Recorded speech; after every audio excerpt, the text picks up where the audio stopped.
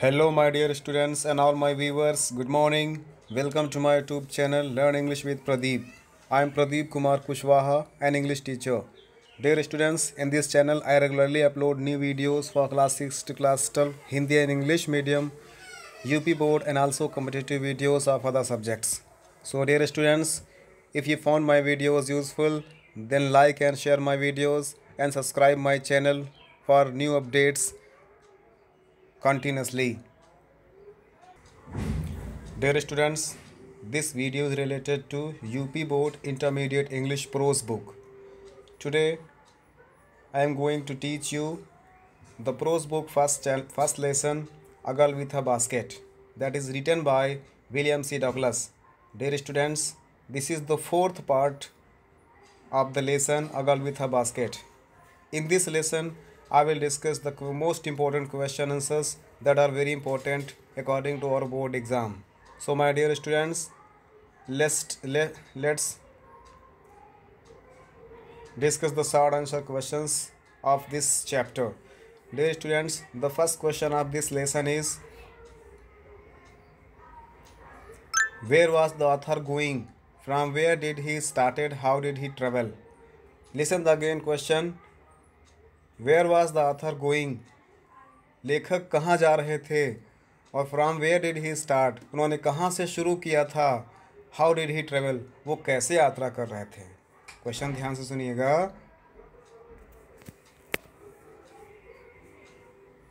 Where was the author going, author कहाँ जा रहे थे? From where did he start, उन्होंने कहाँ से शुरू किया था? And how did he travel, वो कैसे यात्रा कर रहे थे? तो इसका आंसर देखते हैं. इसका आंसर है the author was going to Ranikhet. लेखक रानीखेत जा रहे थे.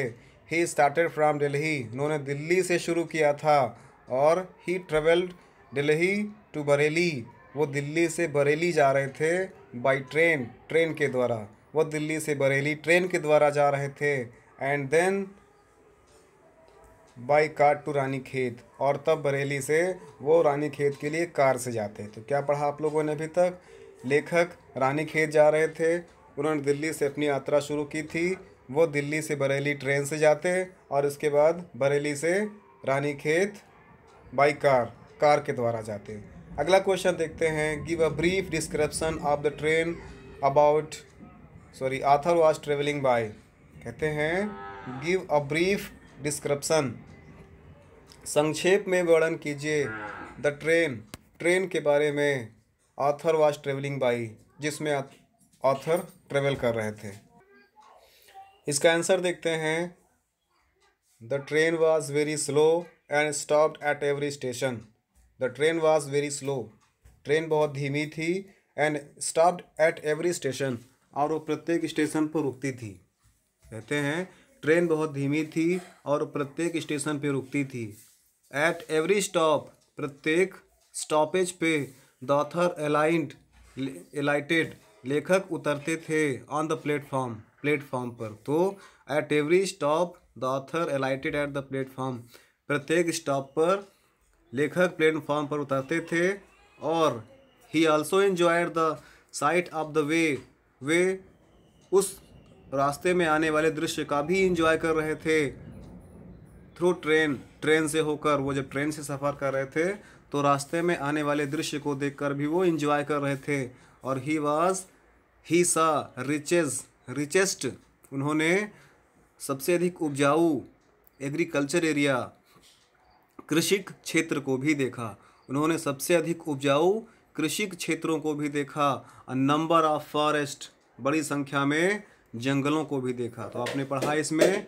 The train was slow and stopped at every station, train बहुत धीमी थी जो प्रत्येक स्टेशन पर रुकती थी. At every stoppage the author light on the train platform, प्रत्येक स्टॉप पर, प्लेटफॉर्म पर लेखक उतरते थे. और he also enjoyed the site on the way through the train, और वह रास्ते में जब ट्रेन से सफ़र कर रहे थे तो प्रत्येक दृश्य का भी इंजॉय कर रहे थे. ही सा richest agriculture area, a number of forest, उन्होंने उपजाऊ कृषिक मैदान को भी देखा, खेतों को भी देखा और बड़ी संख्या में जंगलों को भी देखा. आइए क्वेश्चन नंबर 3 देखते हैं. What did the author do to get a feels of the pulse of the nation.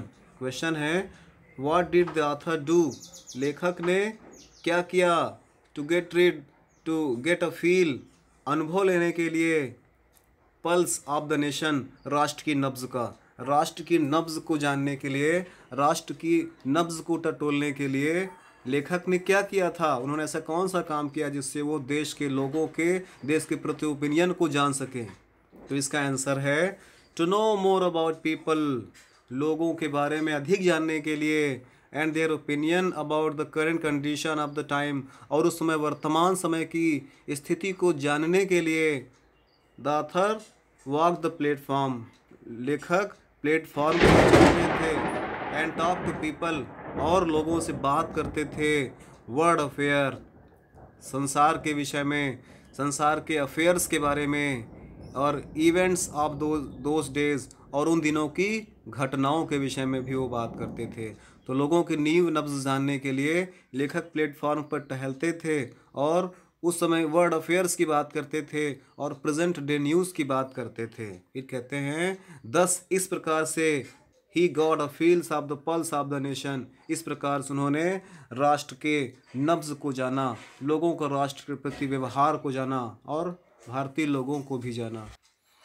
Question number 4 देखते हैं। क्वेश्चन नंबर 4 है describe the things and scenes the author saw on his way from New Delhi to Ranikhet. कहते हैं describe the things, उन चीज़ों को describe करिए, the scenes, उन दृश्यों को डिस्क्राइब करिए, द ऑथर सॉ, जिनको लेखक ने देखा, ऑन हिज वे, रास्ते में, फ्रॉम दिल्ली टू रानीखेत, दिल्ली से, न्यू दिल्ली से रानीखेत जाते समय, न्यू दिल्ली से रानीखेत जाते समय ऑथर ने कौन कौन सी चीज़ों को और कौन कौन से दृश्यों को देखा, उसको डिस्क्राइब करिए। आइए डिस्क्राइब करते हैं।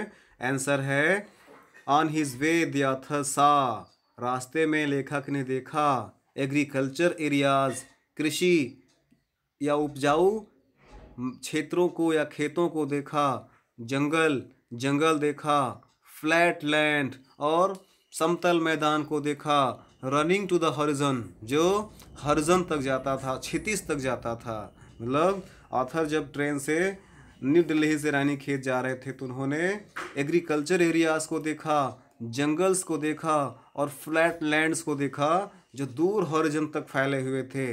और ही आल्सो सा मंकीज, उन्होंने बंदरों को भी देखा। सम ऑफ देम वेयर मदर्स, उनमें से कुछ बंदर माओं को देखा। ही सा विलेज विच हैज़ हट मेड ऑफ थैस्ड एंड मड। कहते हैं ही सा विलेज, उन्होंने गाँवों को देखा, विच हैज़ हैड हट्स, जिसमें झोपड़ियाँ थी, मेड ऑफ थैस्ड एंड मड, जो कि छप्पर और मिट्टी से बने हुए थे। वहाँ पर उन्होंने कुछ मिट्टी और छप्पर तने हुए घरों को भी देखा। इस प्रकार से हमने जाना कि जब वो न्यू दिल्ली से रानीखेत जा रहे थे तो उन्होंने उपजाऊ मैदान को देखा, जंगल को देखा, दूर दूर तक फैले हुए क्षितिज मैदानों को देखा, उन्होंने बंदरों को भी देखा और बंदर की माओं को देखा, उन्होंने गांव देखा, गांव में मिट्टी के घर देखा और मिट्टी के घरों में छप्पर को भी देखा था। ठीक है डियर स्टूडेंट्स, अगले क्वेश्चन की तरफ बढ़ते हैं। Question number 5। क्वेश्चन नंबर 5 कहता है what disturb the continuity of the author's conversation at one of the station. कहते हैं व्हाट डिस्टर्ब्स, किसने डिस्टर्ब कर दिया, द कंटिन्यूटी, लगातार चलने वाली प्रक्रिया, ऑफ द ऑथर्स कन्वर्सेशन, लेखक की बातचीत का, एट वन स्टेशन, एक स्टेशन पर। कहते हैं किसने लेखक की अविरल चलने वाली बात को या चलने वाले व्यवहार को रोक दिया गया, किसने रोक दिया, व्हाट, किसने रोक दिया, किसने, लेखक का काम क्या था, लेखक प्रत्येक स्टेशन पर उतरते थे, लोगों से बातचीत करते थे। इस प्रकार से he wanted to know the pulse of the nation, इस प्रकार से वो राष्ट्र की नब्ज, राष्ट्र के लोगों का व्यवहार, चूँकि this was the time when recently India had become from the British government, उस समय पीपल ऑफ इंडिया कंडीशन क्या थी, लोगों का देश के प्रति ओपिनियन क्या था, लोग देश के प्रति और गरीबों के प्रति, मिडिल क्लास फैमिली और उच्च लोगों के प्रति और वो आपस में क्या फीलिंग्स रखते हैं, इसको जानने के लिए विलियम सी डगलस इंडिया आए थे। तो देखते हैं क्वेश्चन नंबर 5 का आंसर देखते हैं। क्वेश्चन नंबर 5 का आंसर है at one of the station the author alighted. जैसे ही एक स्टेशन पर लेखक उतरे, a group of young children, छोटे बच्चों का समूह गैदर्ड अराउंड हिम, उनके चारों तरफ इकट्ठा हो गया। कहते हैं at one of the station the author alighted a group of young children gathered around him. एक स्टेशन पर जैसे ही ऑथर प्लेटफॉर्म पे उतरे, बच्चों का एक झुंड उनके चारों तरफ इकट्ठा हो गया। अब क्या होता है, दे वर रिफ्यूजी चिल्ड्रेन, वे शरणार्थी बच्चे थे। शरणार्थी मीन्स क्या होता है, रिफ्यूजी मीन्स शरणार्थी। शरणार्थी मीन्स क्या होता है, जो लोग दूसरे देश से आकर के दूसरे देश में रहने लगते हैं, वे शरणार्थी कहलाते हैं। तो वो सब बच्चे क्या थे, शरणार्थी थे। क्यों थे, क्योंकि उस समय इंडिया पाकिस्तान का बंटवारा हुआ था और बड़ी संख्या में पाकिस्तान के लोग इंडिया में आकर रहने लगे थे। उन्हें ही रिफ्यूजी कहा गया था और उनके बच्चों को रिफ्यूजी चिल्ड्रन कहा गया था। तो कहते हैं दे वर रिफ्यूजी चिल्ड्रन, वे शरणार्थी बच्चे थे। And they wanted to sell their baskets to the author, और वे ऑथर को अपने हाथ से बने हुए आर्टिकल्स को बेचना चाहते थे। आर्टिकल्स मीन्स वस्तुओं को, वे अपने हाथ से बनी हुई वस्तुओं को ऑथर को बेचना चाहते थे। तो इस प्रकार हमने जाना कि जब एक स्टेशन पर ऑथर ट्रेन से स्टेशन पर उतरते हैं, a young group of children gathered around him, तो छोटे बच्चों का एक झुंड उनके पास इकट्ठा हो गया। और फिर क्या होता है, the refugee children, they were refugee children, वे शरणार्थी बच्चे थे। और they wanted to sell their articles to the author, और वे ऑथर को अपने सामान, हाथ से बने हुए सामानों को बेचना चाहते थे। चलिए क्वेश्चन नंबर 6 देखते हैं। ये सारे क्वेश्चंस बहुत ही इंपॉर्टेंट है, based according to the board exam of intermediate. So learn all the questions carefully, this are very short answer in 30 words at least they are. Question number 6 देखते हैं। What things did the author William C. Douglas buy from the refugee children so much so that his arms were full? कहते हैं What things did the author William C. Douglas buy? William C Douglas ने ऐसी कौन सी चीज़ों को खरीदा from the refugee children, शरणार्थी बच्चों से, सो मच, इतना अधिक मात्रा में, सो दैट, ताकि, हिज आर्म्स वेयर फुल, उनके हाथ भर गए। Means author William C Douglas ने उन छोटे बच्चों से ऐसा क्या चीज़ खरीद लिया इतनी संख्या में, इतनी मात्रा में, जिनसे उनके दोनों हाथ भर गए। वो अब दोनों हाथ भर गए मीन्स क्या, इतनी संख्या में उन्होंने खरीद लिया कि अब उनके पास थोड़ी जगह भी नहीं थी कोई और सामान खरीदने के लिए। आंसर देखते हैं। इसका आंसर है the author bought one tiny basket. Author ने एक छोटी टोकरी खरीद ली। फ्रूट बास्केट, एक फल की टोकरी खरीद लिया। A beautiful vast paper basket, एक सुंदर वास्ट पेपर से बनी हुई टोकरी खरीद लिया। अ लवली सेविंग बास्केट, एक सुंदर सा बुनी हुई टोकरी खरीद लिया। और क्या ले लिया, फ्यू फैंस, कुछ पंखे खरीद लिया। इस प्रकार से these things made his arms full, इस प्रकार से इन चीज़ों ने लेखक के हाथों को भर दिया। लेखक he had now no room, उनके पास कोई भी बिल्कुल जगह नहीं थी। अब वो हिल डुल भी नहीं पा रहे थे, क्योंकि उन्होंने क्या खरीद लिया था, टीनी बास्केट, एक छोटा basket, fruit basket, beautiful vast paper basket, lovely saving baskets और फ्यू फैंस खरीद लिया था। इस प्रकार से अब उनके दोनों हाथ भर गए थे, अब उनके पास बिल्कुल भी जगह नहीं थी। चलिए क्वेश्चन नंबर 7 देखते हैं। क्वेश्चन नंबर 7, हाँ क्वेश्चन नंबर 7 देखते हैं। क्वेश्चन नंबर 7, क्वेश्चन नंबर 7 कह रहे हैं, पूछते हैं, इंपॉर्टेंट क्वेश्चन है, what forced the author to buy the little girl's basket. Most important question, what forced the author to buy the little girl's basket.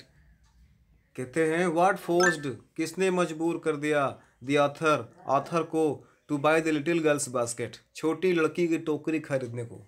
छोटी लड़की की टोकरी खरीदने को किसने मजबूर कर दिया, कैसे मजबूर हो गया ऑथर उस छोटी बच्ची की टोकरी को खरीदने के लिए। मोस्ट इंपॉर्टेंट क्वेश्चन है। आंसर देखते हैं इसका। इसका आंसर है the author wanted to help the girl, लेखक उस लड़की की हेल्प करना चाहते थे, but could not buy more articles, लेकिन अधिक सामान नहीं खरीद सकते थे। सो ही ऑफर्ड ग्रेचुइटी, इसलिए उन्होंने दान के तौर पर उनको दिया, सब्स्टिट्यूट, विकल्प के तौर पर, which she did not like, जिसको उस बच्चे ने एक्सेप्ट नहीं किया। मतलब बताते हैं कि the author wanted to help the girls but could not buy more articles. Author उस बच्ची की हेल्प करना चाहते थे, लेकिन अब बिल्कुल सामान खरीदना नहीं चाहते थे क्योंकि उनके दोनों हाथ तो भर गए थे सामान खरीद करके। इसलिए उन्होंने सब्स्टिट्यूट के तौर पर, विकल्प के तौर पर, ग्रेचुइटी फंड के रूप में या दान के रूप में उस बच्ची को कुछ पैसे देने चाहे। शी डिड नॉट लाइक, जिसको उस बच्ची ने एक्सेप्ट नहीं किया, उस बच्ची ने पसंद नहीं किया। 10 इस प्रकार से the only option he left with by her basket. 10 इस प्रकार से द ओनली ऑप्शन, अब उनके पास केवल एक ही ऑप्शन था, ही लेफ्ट जो उनके पास बचा था, बाई द बास्केट, उस बास्केट को खरीद लेना। अब उनके पास केवल एक ही विकल्प बचा था उस बच्ची की हेल्प करने के लिए कि अगर वो उस बास्केट को खरीदेंगे तभी वो बच्ची उनसे पैसा एक्सेप्ट करेगी। ठीक है, तो आपने जाना इसमें the author wanted to help the girl, author उस बच्ची की हेल्प करना चाहते थे, but could not buy more articles, लेकिन वो अधिक सामान खरीदना नहीं चाहते थे। So he offered gratuity as substitute, इसलिए उन्होंने ऑफ सब्स्टिट्यूट के तौर पर कुछ पैसे ऑफर किए, which it did not like, जिसको उस बच्चे ने एक्सेप्ट नहीं किया।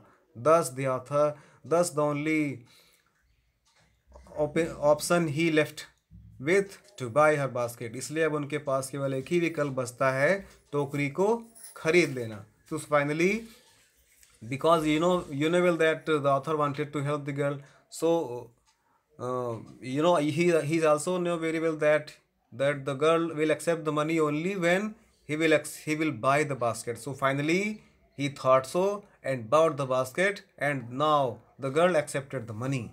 Okay, now students, let's see the question number 8. What made the author realize that he had given offense by extending the gratuity to the girl as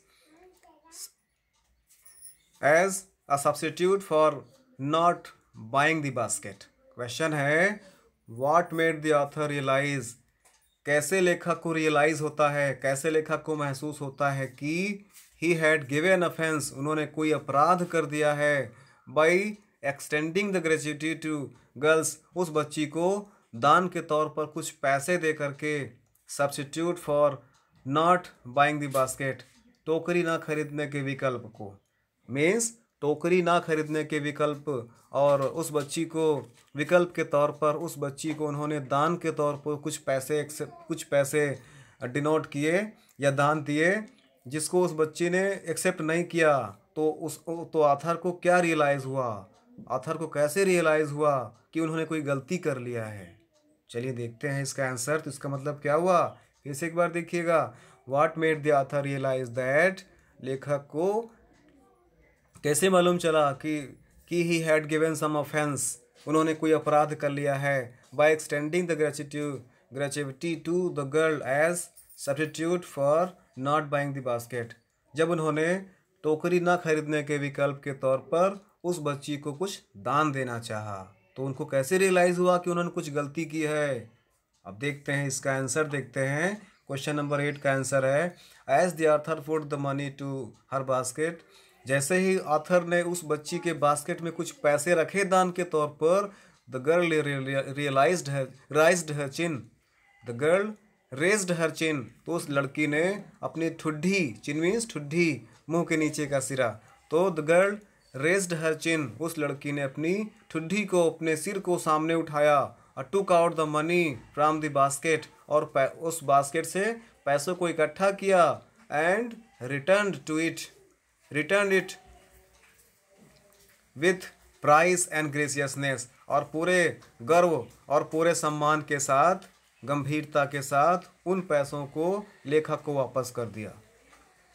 कहते हैं eight this moment the author felt, इस समय लेखक ने महसूस किया कि he had offend हर, उन्होंने उनके साथ कोई ऑफेंडेड किया है, उन्होंने उनके साथ कोई बुरा व्यवहार किया है। फिर से देखते हैं as the author put the money to her basket, जैसे ही ऑथर ने उस बच्ची के बास्केट में कुछ पैसे रखे, द गर्ल रेज्ड हर चिन, लड़की ने अपना सिर ऊपर किया, अपनी ठुड्डी उठाया, टुक आउट द मनी, पैसों को उठाया, फ्रॉम द बास्केट से, and return it to him with pride and graciousness, तो और पूरे ग्रेसियसनेस, पूरी गंभीरता के साथ, और प्राइड और पूरे आत्मसम्मान के साथ उन पैसों को ऑथर को वापस कर दिया।